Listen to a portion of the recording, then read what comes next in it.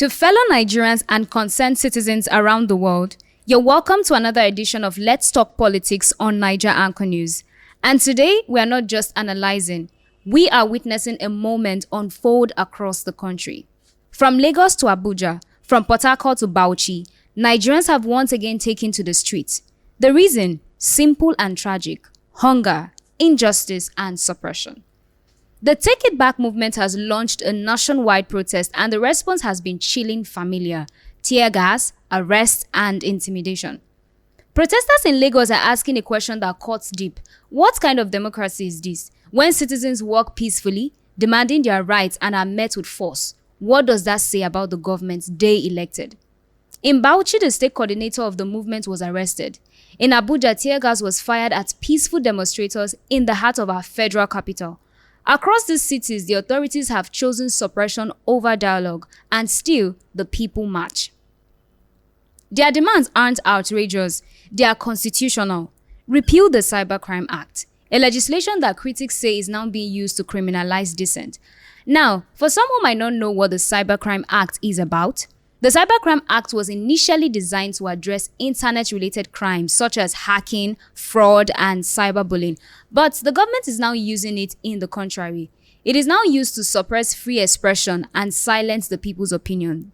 The act, which is supposed to focus on fraud and cybersecurity, is used as a weapon to target individuals and groups who challenge the government, particularly in an era where the internet is a vital platform for free speech, activism, and economic participation. And this has instilled so much fear in the masses that the word, allegedly, has become the saving grace of many, even when you're sure of what you're saying. You're scared of what might happen next. So, all that the masses are asking for is the government shouldn't shift their focus of what the Cybercrime Act is really about and allow them to express themselves freely because it is their fundamental right. The second demand is to restore full administration to state government, because government shouldn't be centralized and distant, and give Nigerians full access to the internet, because in 2025, the digital space is not a luxury, it's a lifeline. These are the core demands, and yet they have been treated like a threat to the national security. But none of this is new. In 2012, it was the fuel subsidy protest. In 2020, it was EndSARS. Back then, it was the same pattern: frustration, mass mobilization, violent crackdown, silence. EndSARS especially was a turning point. Young Nigerians rose up, demanding not just police reform but dignity. For a brief moment, it felt like the tide had turned, but today it's clear that the system hasn't changed. It has just found new ways to defend itself. What we are witnessing today is part of a pattern, a circle really, and it raises a fundamental question. Is this truly a democracy, or is it a democracy in name only? Because when the state meets peaceful protests with violence, when the police obey orders to silence rather than protest, Because when the state meets peaceful protests with violence, when the police obey orders to silence rather than protect, it stops being about law and order. It becomes about fear and control. It becomes about power, not governance. Personally, I remember how hopeful many of us felt after EndSARS. The streets were alive with purpose. The energy was different. It felt like something might shift for real.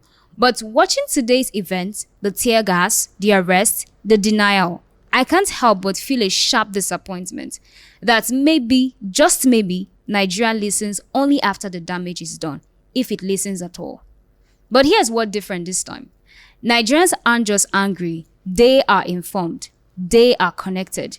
They know their rights. And despite the threats, they are speaking up again. Because silence has never brought us justice. And no amount of force can erase the hunger in the land or the truth in the voices rising today. And so to you viewers, do you think this pattern and protocol of protesting and in the end, nothing happens will continue after this protest, or will it be broken? And what can you say about Nigeria's democracy? Let's have your opinions in the comment section. And until next time, stay aware and stay safe. Keep watching Niger Anchor News for more editions and episodes of our Let's Talk Politics.